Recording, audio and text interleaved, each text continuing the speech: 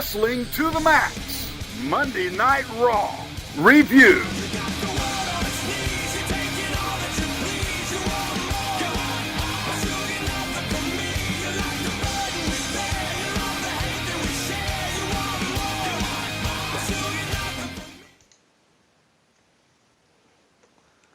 To Wrestling Max Raw Review. That's right. This is the August 8th, 2016 edition for you guys, and we are excited to be here. We've got a lot to get into when it comes to Monday Night Raw. Yes, the road to SummerSlam is still going on. We're not far away from it, and we're getting in depth when it comes to title talk.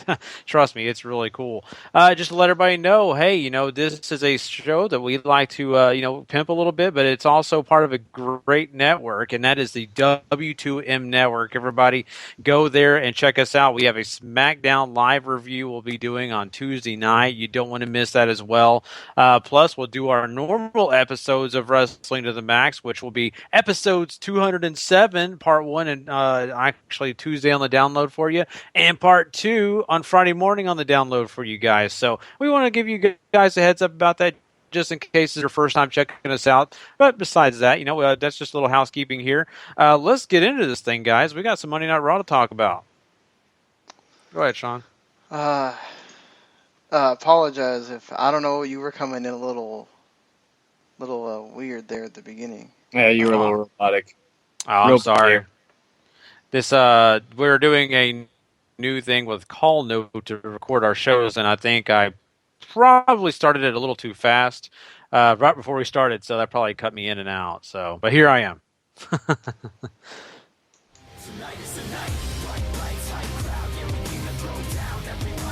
WWE Monday Night Raw.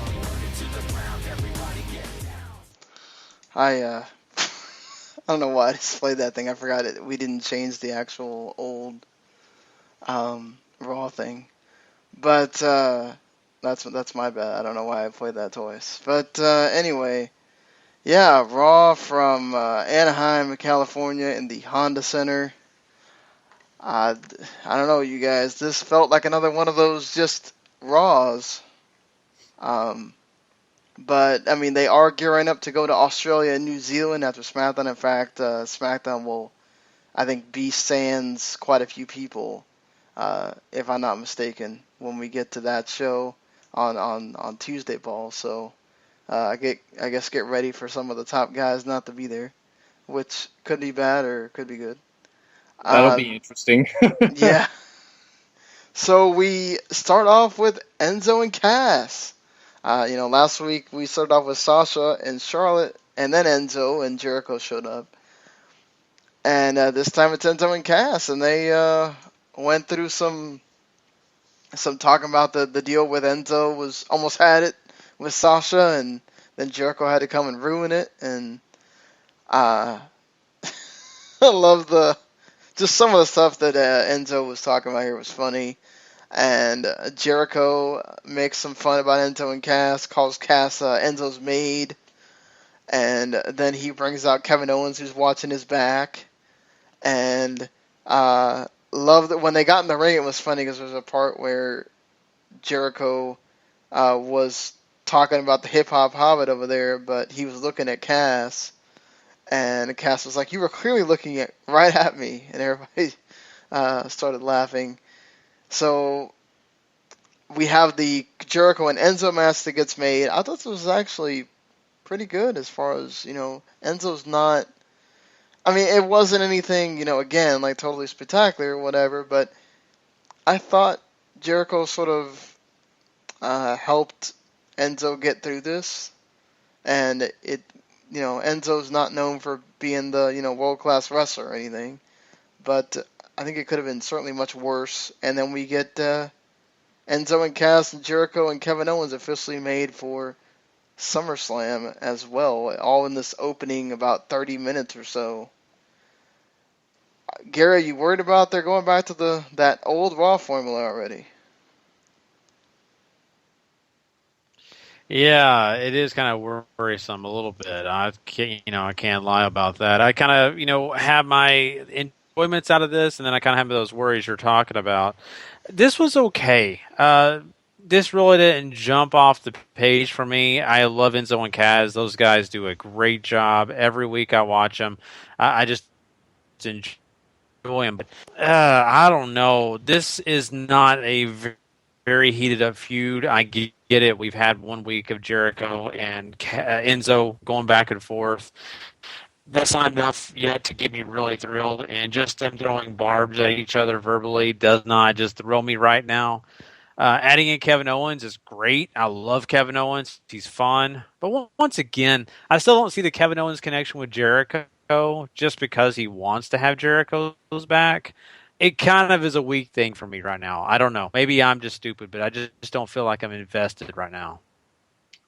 I think this is more of an example of them trying to do a little bit of long-term booking here, because obviously Enzo and Cass are going to go over whatever Jericho and KO have going on here. And I'm assuming KO will turn on Jericho at some point, and you'll have Jericho facing KO, and then Owens will go over him, hopefully, and you have some long-term ideas for what you're going to do with Kevin Owens post-Jericho, and Jericho can go do whatever he wants after that. But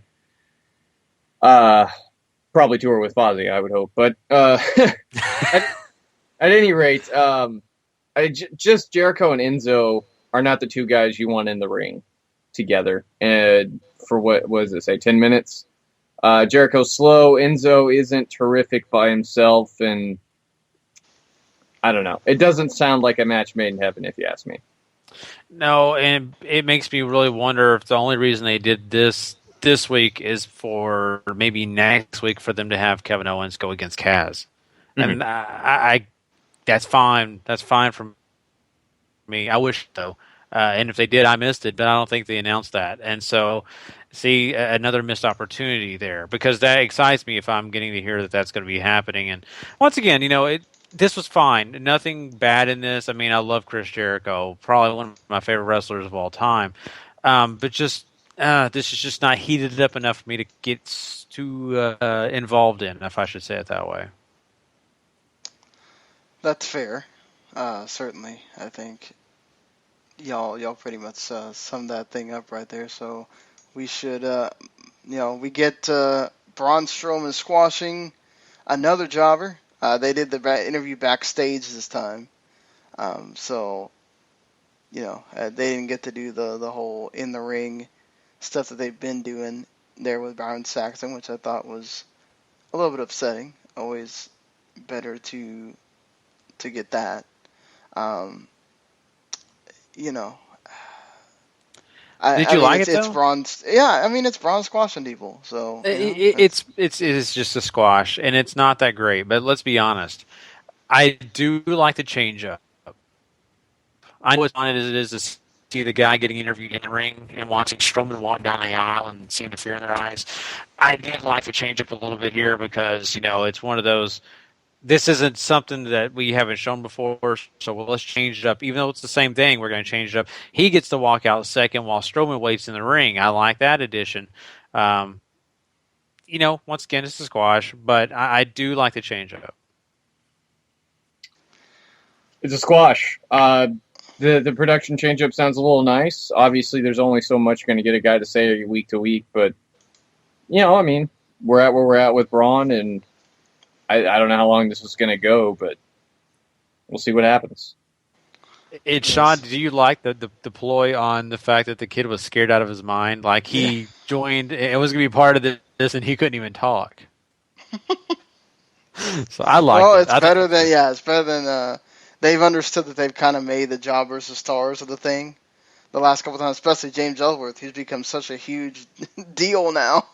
Off the first one, I think they wanted to make sure that the deal was on Braun this time, which is fine. That's who you're highlighting at the end of this anyway. Gary, I don't know if Skype is being evil to you tonight. Am I being robotic still? Sometimes it's like you go in and out. It's not your fault, obviously, because you go back out of it. So I don't know. Skype is just.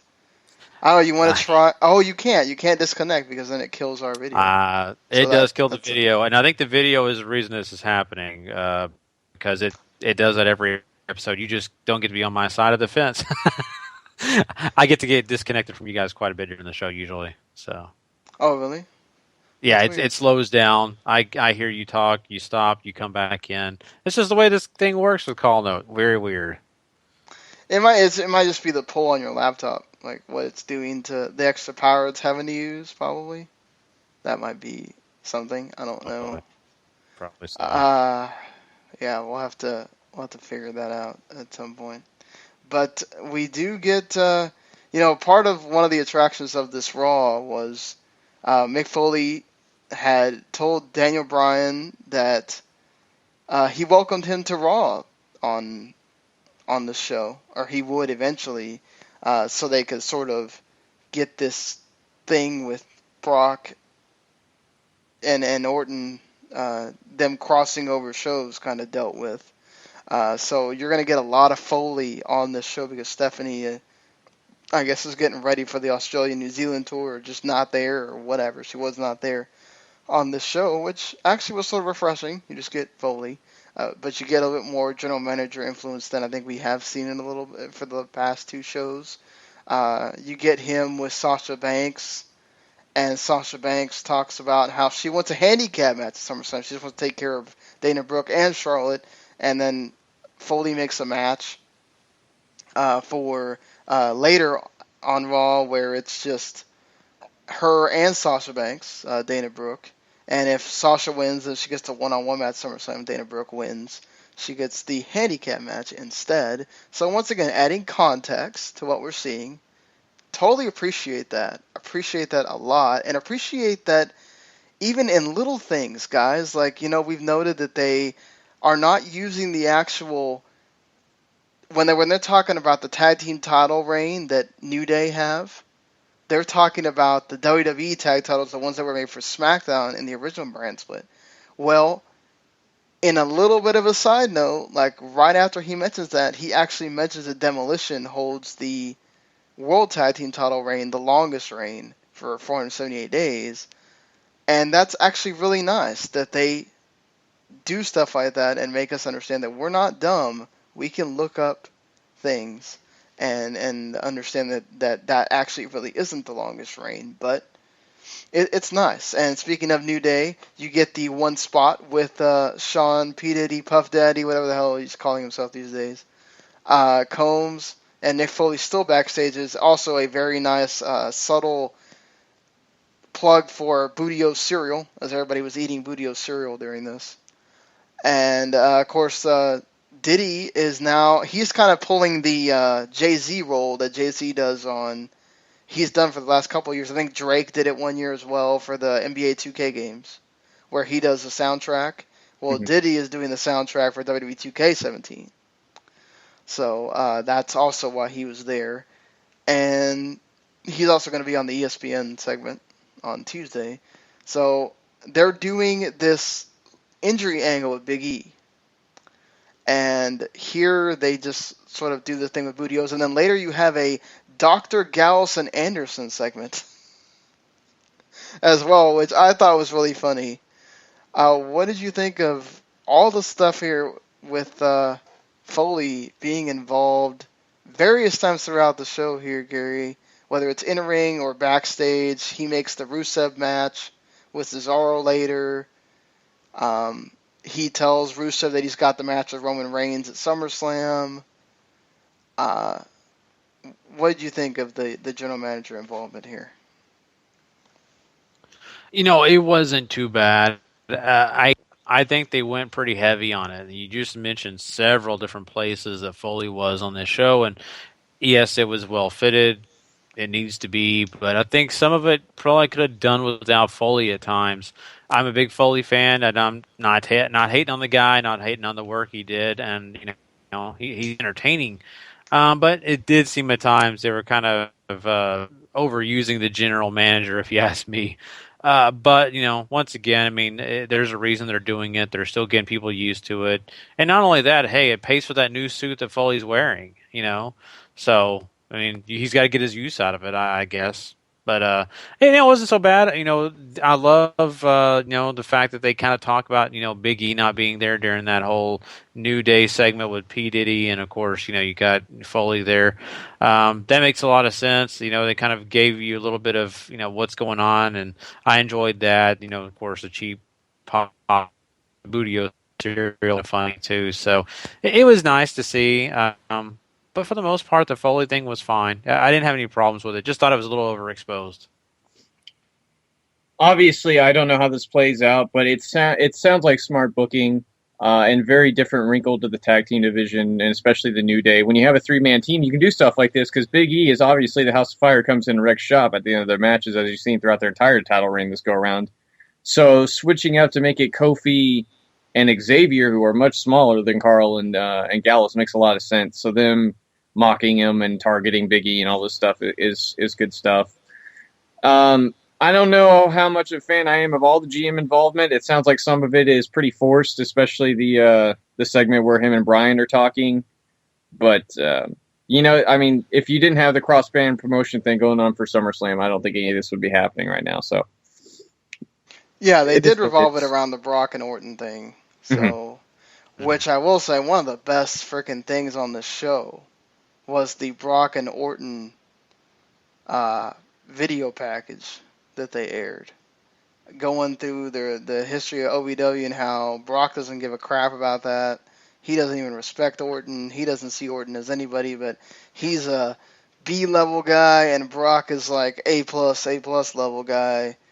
I thought that came off so well between both men. And it's where WWE shines, honestly, because you see it later when Finn Balor gets his time to talk. So much better in these pre-produced things than he is when he's actually there live talking. And they played to his strengths there too, because it looks like he's sitting on a casket or something. He's sitting on this small, like laptop-sized casket or whatever it is. But they played well to sort of.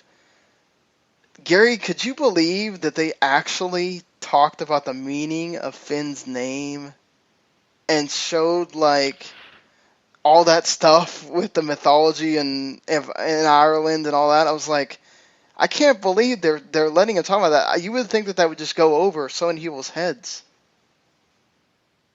I really thought it was awesome, personally. I thought that was great for them to do, because if you ask me, a lot of fans that don't know Finn Balor are a little confused on why they should like him, why they should be interested in him. This gives them a reason. This kind of showcases who he is, where he came from.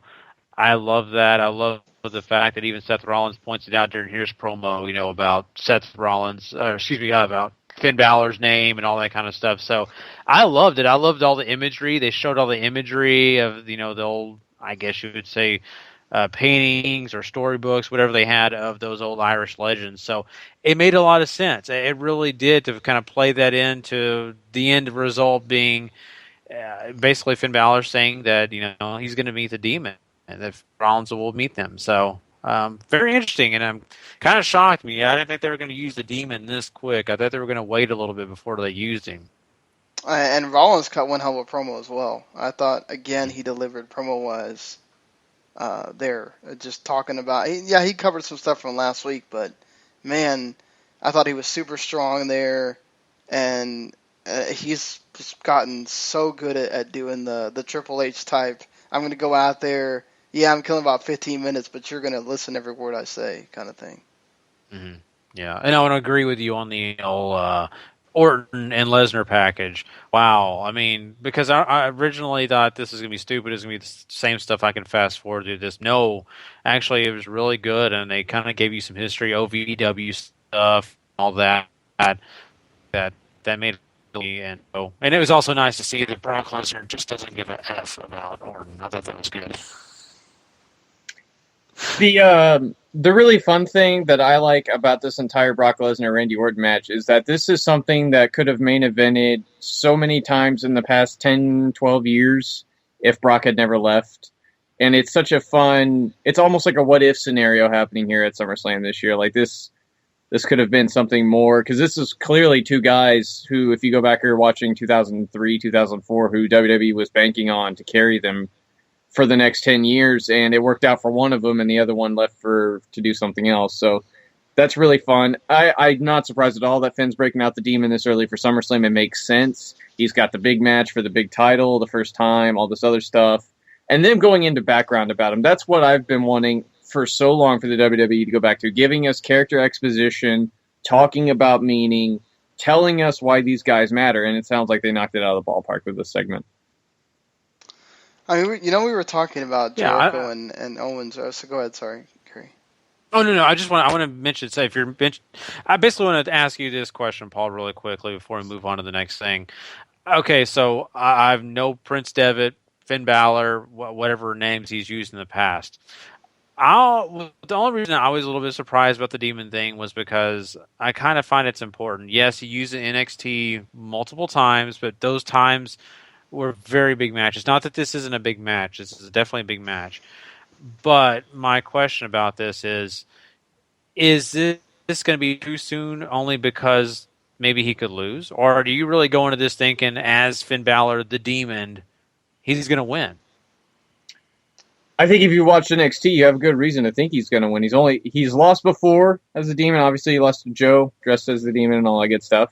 I think it's more that they want to show you the complete package of Finn across an entire month. So you have the introduction, you've seen him wrestle, you've seen him work, and now you get to see the really cool part about him, which is the Demon thing, the whole body paint, the very different take he has when he's wrestling as the Demon.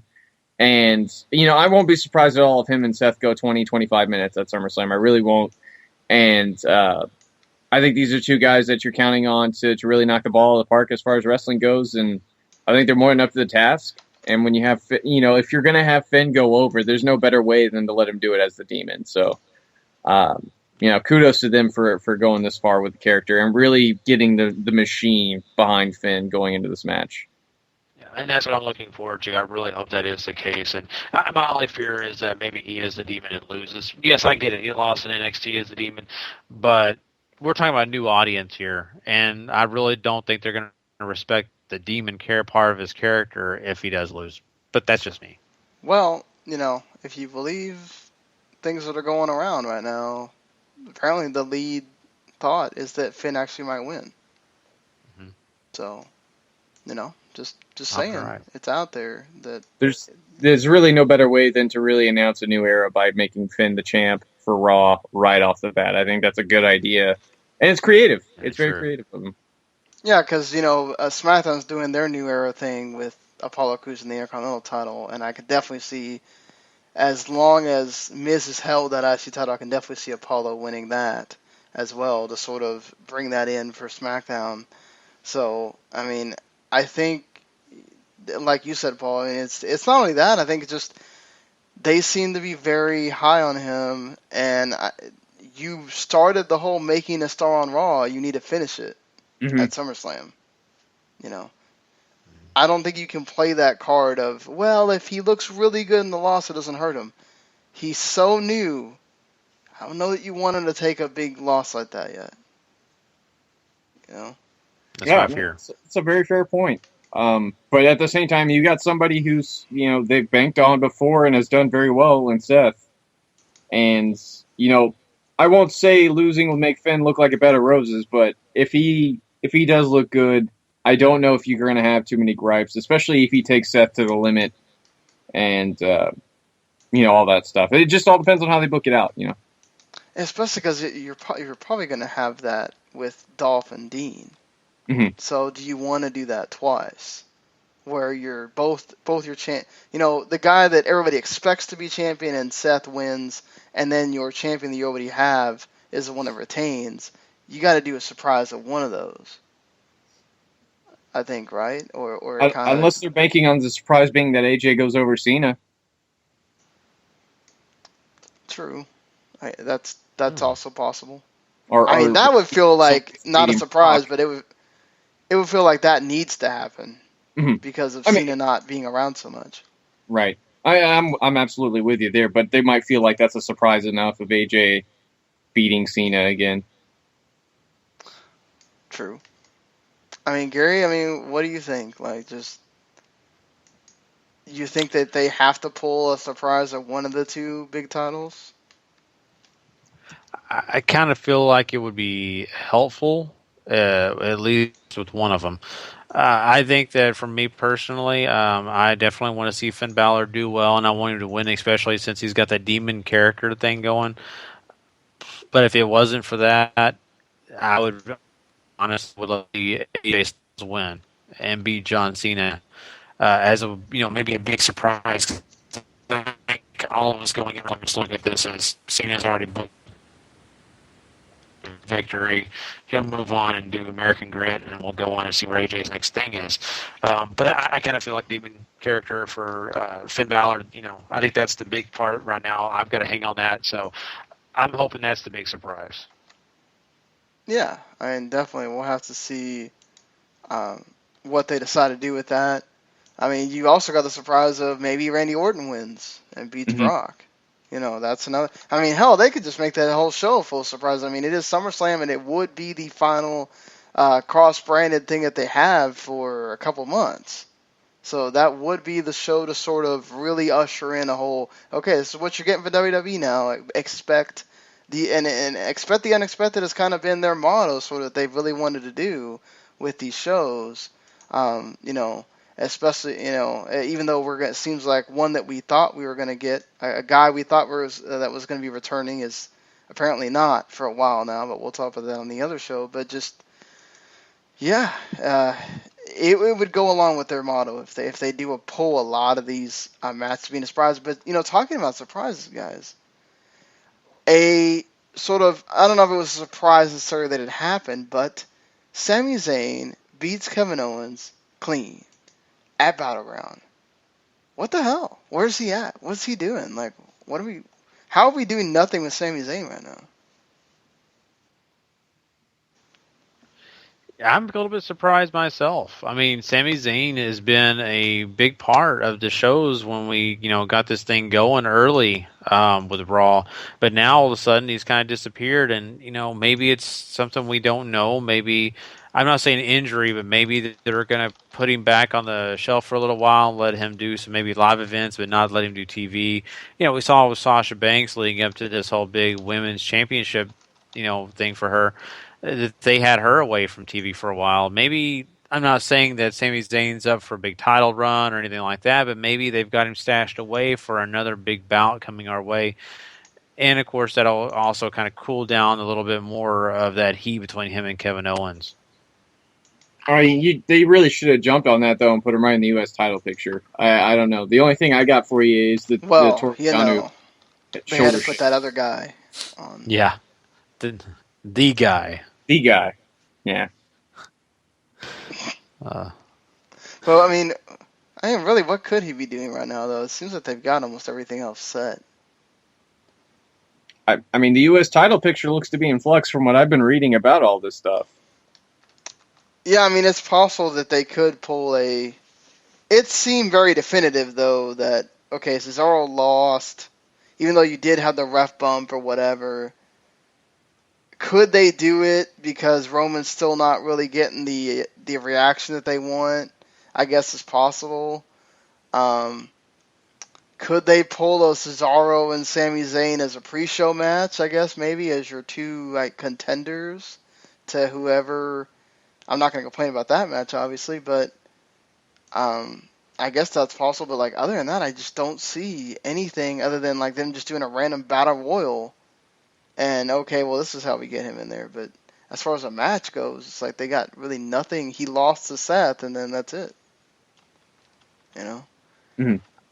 Yeah, I don't know. I discussed Darren Young just a little bit ago. The worst thing on this show. Vomiting worst segment. They had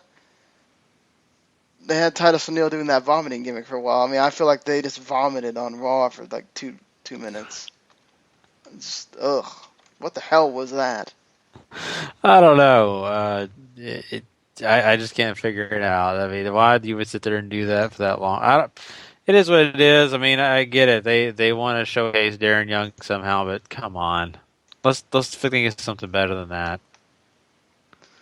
Yeah, I get it. Titus cheated last week, so they got to have Darren cheat this week. But jeez. I'm just surprised you didn't see more reaction out of the coach there. Because don't you think he would be yelling and screaming? He wasn't. Bob Backlund didn't have his pills in today. He was just just kind of just there. Maybe he was just shocked. Yeah. I mean, he was trying to pick up Darren Young and everything after the match. I almost felt like he's going to give him like a backdrop suplex. Like, what's going on here? You going to turn on Darren? Oh, man. That's hilarious. That would, just, let me tell you about that. Just talk about, these were tag team partners that apparently just have no chemistry in ring, or just Titus is that bad. One of the two. Yeah, I mean, you would hope it'd be better. You really do, because I mean, they were former tag team partners. You think that they would have some kind of chemistry, but it's like fitting, a square peg in a round hole. It really is, and that's not a sexual reference. I'm just saying. It's interesting. Pretty normal reference that people make. Oh, you had okay. to go throw in Well, I the didn't want sexual people stuff. getting confused because I'm talking about Darren Young. I didn't want them to get confused. So makes you feel any better, Gary. I was on the same page you were. Thank you. See, at least someone's got that mind. My wife gave it to me. That's why I lie and tell people that. But anyway, my point being is, you would think it worked better. I would think it'd be a better situation for both these guys. But I hope they get this done and move on, because it's kind of boring. Yeah, this seems like a pre-show match. Doesn't happen.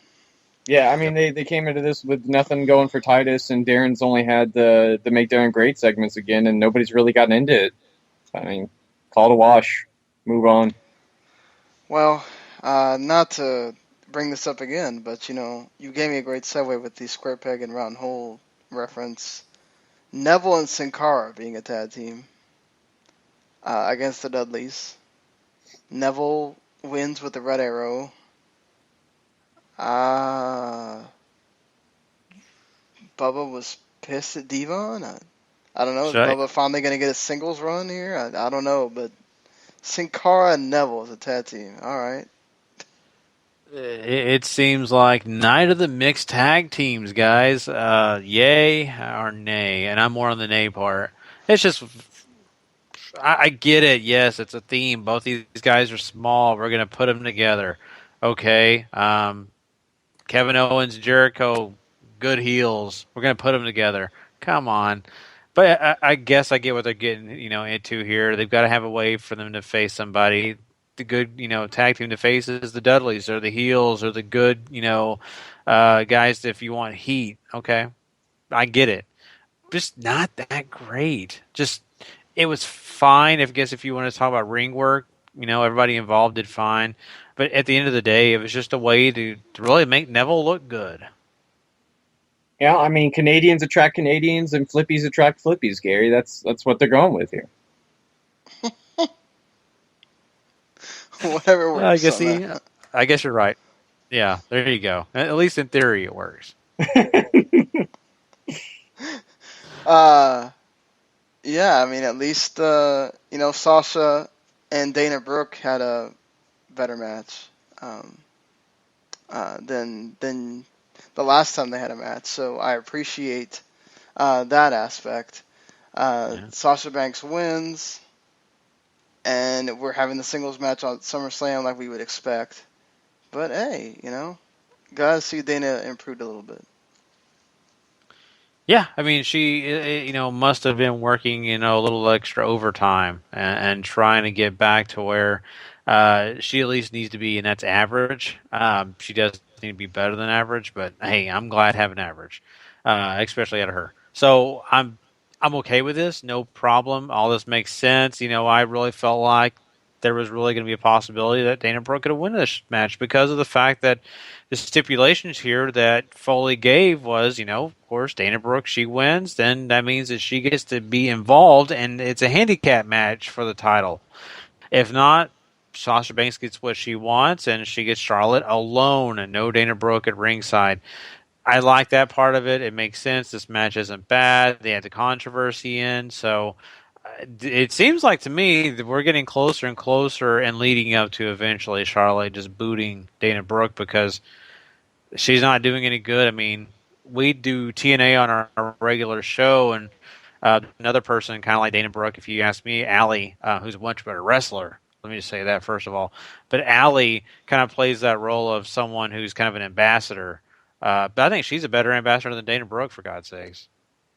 Well, yeah. I mean, let's hope that's true. Because if Charlotte gives Dana the boot, she needs to go right back down to NXT because she's not ready. She's just not main roster ready yet.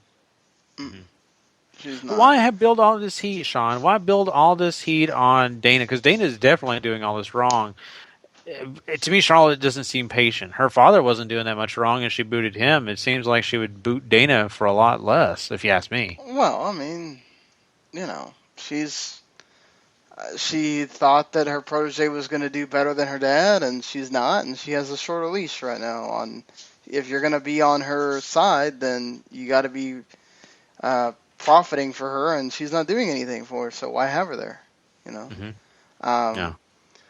They did have a nice story, as I sort of alluded to earlier, with Mick Foley getting involved. They did have a nice story throughout this show of the Sheamus and Cesaro. They gave the context for that as well. These two are having the match because Sheamus thought that after what happened last week, that okay, I want my rematch. I want a rematch, and Cesaro ends up winning anyway.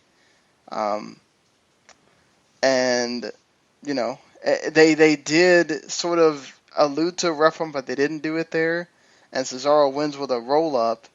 And then later on in the main event segment, with Foley telling Cesaro, well, Roman's still getting his shot at SummerSlam, but you're getting your shot right now because he's beaten Sheamus twice. And they go on to have a good little 12, 15-minute match. Possibly, both matches that went any kind of time involve Cesaro, so they're going to be good. I like the match of Rusev. Those two have some good chemistry going. And Cesaro has the ref bump. He had a pin. Ref's not there. Rusev winds up winning. Almost because Sheamus gets involved in the match at the end. Maybe Fatal 4-Way going on with for the U.S. title, it looks like. Or do you think we have Cesaro and Sheamus again for a third time in a pre-show match or something like that? I mean, what better way than to make Reigns strong than for him to beat three guys who are big? I really hope it's just an illusion, not have Roman win and Cesaro wins or something. Just let me tell you though, the crowd was into one of the hottest pops from that crowd all evening was when Foley made the announcement that Cesaro would have his match right then. It was Bryan making the illusion that, hey, we could use you on SmackDown, Cesaro. You're being a little underutilized. And the crowd totally agreed and started chanting yes at that notion. Cesaro fans are there, Gary. Yes, they are, and I'm glad to see they did show up a little bit here. I think Cesaro is awesome. I'm a big fan of his, but it just makes me really wonder why they do all this and why they are doing this, because it just seems like the one place that the U.S. title is probably pointed to if Rusev's not holding it very much is Roman Reigns. Now, once again, maybe just throwing him in the mix, and they are going to do that, fatal 4-way, which I would actually love to see. I'm really not thrilled about just seeing Rusev facing off against Roman Reigns. You just done Sheamus. For one, don't forget about this, Gary, but there were so many times that Rusev used to face Roman Reigns, and Roman Reigns would beat him with not much trouble. And you've already seen Cesaro Sheamus twice. Do you really need to see it again? Fatal 4-way makes sense to just not overuse matches so much. Mm-hmm. Exactly, that's my thing. I think it just works so much better. I don't care who it is. Rusev versus Cesaro, Rusev versus Roman Reigns, or even Sheamus. I don't want to see that singles match. I just want to see them all in the ring. It just works. I mean, I think a fatal four-way between all four of those guys would be really fun. They're both big. They all can move. So, I mean, you'd have a really fun match on your hands, and, it would at least keep the finishing question, because as much as Cesaro's getting, I mean, Reigns is still the guy, and Rusev is Rusev right now. So, I mean, other than Sheamus being the odd man out as far as winners go, you have some interplay you could go with there. Yeah, and the only thing we haven't talked about is the dud of a segment that was the Lana and Rusev wedding celebration. That was just, man, it was boring. And then Roman Reigns doing a toast, which involves Roman Reigns having to talk for longer than a few seconds. Oh, not good. Why? You guys know that he's just not the guy to have a long promo at all, and you do this to him. He does come off like a dick, but people just don't really care for, not care, but they actually do hate Rusev. So, or they just don't care about him, one of the two, because Lana did get what chant and everything else during this, which, man, Lana looked amazing in that wedding dress. But, I just, whatever. Yeah, so really this kind of reminded me of a lot of the old wedding segment before. It also reminded me of the Because 80s they've had in a way. I Stephanie don't do know the why. cake spot before, right? Where she goes into a cake, yeah. Yeah, and the roar, the whole roar thing. How many times have we seen that on a highlight reel?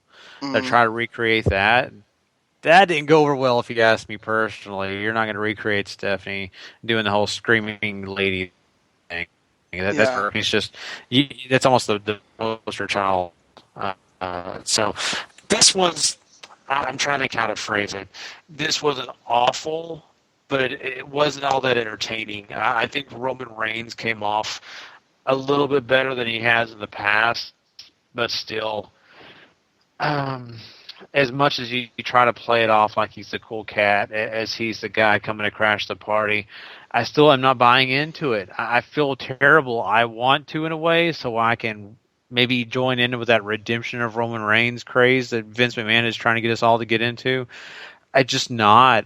He's not Cool Hand Luke. He's just not that guy. I feel bad for saying it, but he's not winning me over in there. In fact, the sad thing is, guys, when I saw Roman Reigns and with the beverage in his hand and all that, the first thought I thought was, oh, this would be the perfect guy to take on that whole Adam Rose character. I think he should do that. Yeah, that probably work better than this whole cool hand Luke thing. So I don't know, man. I feel bad for all parties. This was just not that great, to be honest with you. And then they waited so long. It felt like it was forever. Like, I guess they wanted to see if they get a Roman Reigns chant going or something. I don't know. And then no one cared when he came out. Like, it was just boos or just like 10 people in the crowd chanting for him. And it's just, Paul, just, ugh. It sounds bad, it reads bad, and it reads like Reigns is the heel, for God's sakes. He's the guy crashing the wedding and he throws the bride in the cake. What a dick. Mm-hmm. Uncool, Reigns. Be better. Yeah. I know. But once again, I will say this. I mean, even and though then all also that, Foley stacking the odds against Rusev twice on the damn show. yes, exactly. And through all that, you still want to hate Rusev because he's Rusev. You want to hate him, but it's hard not to still hate Roman Reigns, even through all that. So there was nothing likable about Roman in that segment. No. The only good guy here is Cesaro, and that's because he's James Bond. Everybody loves James Bond. That's right. Oh, he just needs his own Q, right? Is that his name, Q, the guy that makes all the stuff? He needs to get that guy involved. But yeah, I agree. No winners in this one. Well, I think that does it for Raw. All right, guys. I think we do need to do a rating, though. You know, there was some things in I'm the going to show say a that 6 again. yeah, you beat me to it. I was going to go into that. 6 is right where I'm at as well. I think that this had some decent parts, but for the most part, it was just not that great. The video packages sometimes were a lot more entertaining in this show than just the show itself. So yeah, I'm in agreement with you. A 6, and the biggest part of the show, which was supposed to be the wing flats, so you got to stay there. It reads like a Bret Hart special to me, guys. 4 out of 10. Oh, boy. Wow. Yeah. Yeah, the wrestling is nothing special. And you got again, the 2 good video segments and Yeah. the fun at the beginning. It's sounds like an hour out of 3 is worth your time. yeah. I mean, the Cesaro matches are still good. They're just not like, I don't think you need to go out of your way to see them or anything.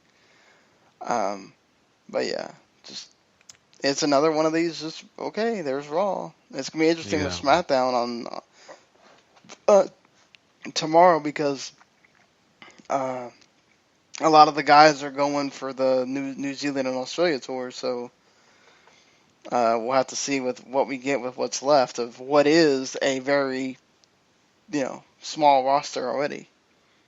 Let's hope we get some build on these guys that they haven't done anything with in forever. Agreed. Yeah, exactly. And, maybe we'll get lucky and have a Heath Slater main event. Heath Slater Rhino, right? Great. What are we watching? Yeah, Rhino squashes him in like a minute, and there you go. I know. But, yeah, I mean, it'll definitely be interesting. So, everyone, you need to go check out that big show tomorrow. That's right. Wrestling to the Max SmackDown Live review. That'll be Tuesday night, of course, right after SmackDown.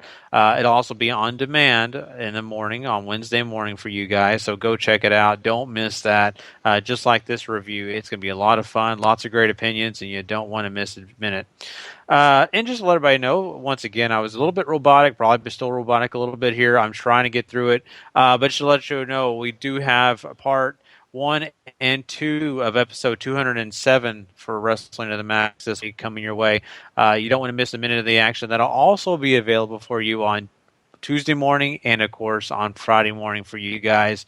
So that's just a little bit of info for you guys. Of course, the W2M network. You don't want to miss a minute of that action either. We got lots of great podcasts for you guys to go check out. Don't miss any of them. Lots of cool content for you guys. So we want to, hopefully provide as much entertainment as we can, and hopefully we helped you get through your lunch hour, your way, way or way home from work. Hopefully made it entertaining for you guys. So, and besides that, we are going to catch you guys on the flip side, and we'll be seeing you guys soon. But until then, if you're not living life to the max, you're not living life at all. You know it. Please. Later.